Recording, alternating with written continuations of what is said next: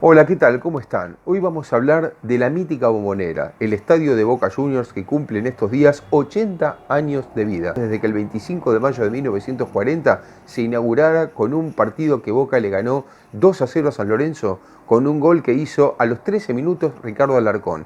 Tiene una cantidad de nombres la Bombonera: el Templo de la Boca, el Coliseo de la Boca que le puso José María Muñoz, el Templo Mayor de Buenos Aires, el Infierno de Buenos Aires. Cantidad de nombres que tienen relación con toda la que la tribuna de Boca, los hinchas de Boca pueden generar, hasta muchas veces con la mente pensando que pueden torcer un partido. La revista inglesa 442, una de las revistas más prestigiosas del mundo, determinó en 2015 que la Bombonera es el estadio más importante del mundo. Este es un estadio construido por un arquitecto esloveno llamado Viktor Sulcic. Justamente cuando Sulcic estaba planificando esta obra, un día cumplió años y le regalaron una Bombonera. Entonces él miró y dijo: qué parecido que es esto de formato al estadio que vamos a construir. A partir de ahí quedó el nombre de la Bombonera, que fue inaugurada además con la piedra fundamental el 18 de febrero de 1938 por el presidente en ese momento de la Argentina, Agustín P. Justo. La Bombonera empezó a planificarse en tiempos de presidencia de Camilo Sichero. Por eso la Bombonera se llamaba antes Camilo Sichero, Estadio Camilo Sichero. Después se llamó Estadio Alberto J. Armando, desde que Mauricio Macri decidió cambiarle el nombre y ponerle el del presidente, que lo hizo salir campeón a Boca en 1954, y después planificó una ciudad deportiva y dentro de él pensó un estadio que se iba a inaugurar también un 25 de mayo de 1975 y a las 11 de la mañana. Pero lamentablemente la situación económica de la Argentina no lo permitió. Ese iba a ser seguramente por mucho tiempo el estadio más grande de la Argentina, pero no pudo ser y ahí quedó la idea de Alberto J. Armando. La Bombonera entonces fue escenario de partidos históricos, 11 finales de Copa Libertadores, una de ellas en 1978, hasta con la presencia en el palco del mismísimo rey de España, Juan Carlos I de Borbón. Después tenemos la del 63, la primera que Boca participó en una final y además la primera que un equipo argentino lo hizo de manera de darle importancia a esta competencia internacional. Pero claro, Boca se topó nada más y nada menos que con el Santos de Pelé. Ustedes se acuerdan, a lo mejor algunos, otros lo habrán visto o leído, esto de, también se puede ver en YouTube, el Pelé que se le caen los pantalones en ese partido.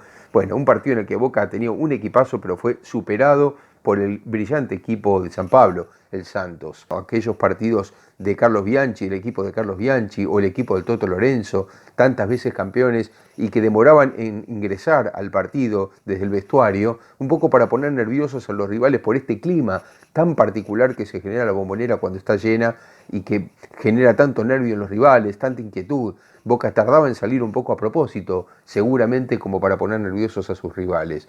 Pero claro, no solamente Boca, sino también la selección argentina fue protagonista de muchos partidos muy recordados en ese estadio. Uno de ellos fue nada más y nada menos que la única eliminación de un equipo argentino en la historia de los mundiales, cuando terminó empatando sobre el final ante Perú 2-2 en 1969 y no pudo concurrir a México 70. Pero también hay que hablar de una serie amistosa muy trascendente, que sería muy importante para después ganar el Mundial 78, cuando el equipo de la selección argentina de César Luis Menotti jugó dos series internacionales en la Bombonera ante equipos europeos realmente muy importantes.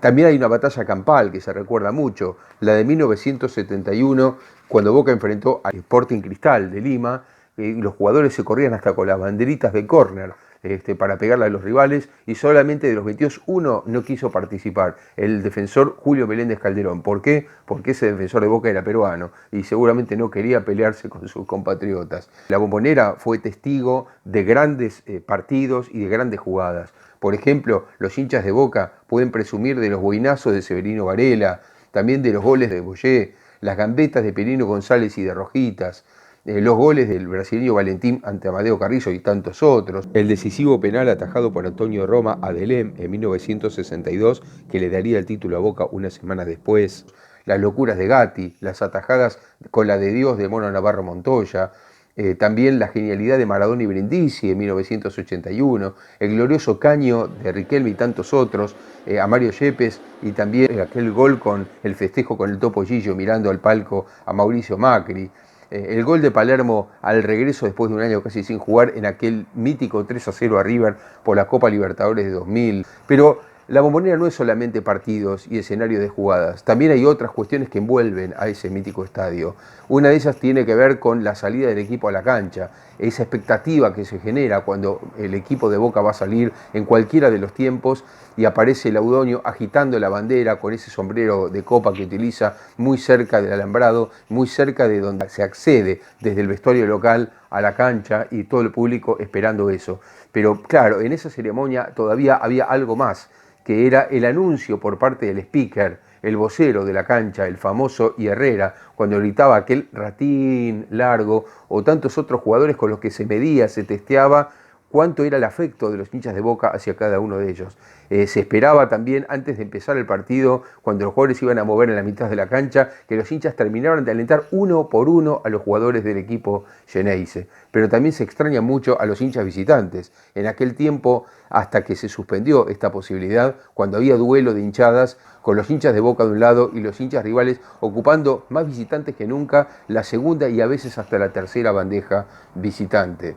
También la Bombonera tuvo algunos grandes fanáticos internacionales. Estamos hablando de Omar Sharif, estamos hablando de Juan Manuel del Potro, estamos hablando del Nano Serrat. También hay que hablar de las tribunas acantiladas, hay que hablar de las tribunas de socios abajo que soportaron muchas veces del segundo piso algunas agresiones de los visitantes. Estamos hablando de los palcos VIP de la Bombonera, con champán y con mozos que atienden al ras del suelo. Estamos hablando ahora hasta de los restaurantes con comida kosher.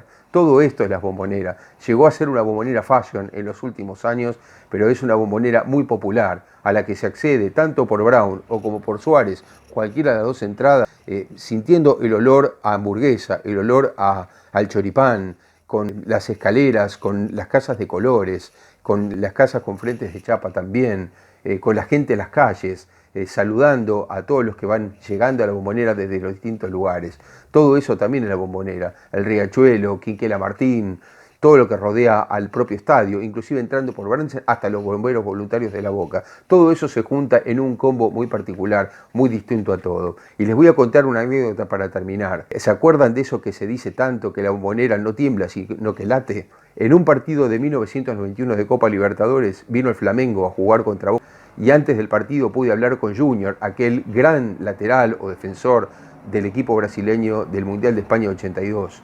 Y entonces Junior, ya muy veterano, le comenté en el hotel de la concentración del Flamengo esto de que se dice tanto que la Bombonera se mueve. Y se rió Junior y me dijo, a esta edad yo ya lo vi todo. Al día siguiente Flamengo perdió contra Boca 3-0. Terminó el partido y me acerqué al vestuario de Flamengo y Junior, sorprendido, me dijo, se mueve, increíble, el piso se movía, nunca vi una cosa igual. Eso es la Bombonera también. Bueno, si les gusta y si quieren hacer comentarios, bueno, pueden hacerlo aquí abajo. Pueden decir qué cosa de la Bombonera les parece que lo más saliente, qué partidos algunos que estuvieron recuerdan, y si no estuvieron nunca, qué partidos les gustaría ver en la Bombonera. Me gustaría saber eso, y no dejen de suscribirse. Hasta la próxima.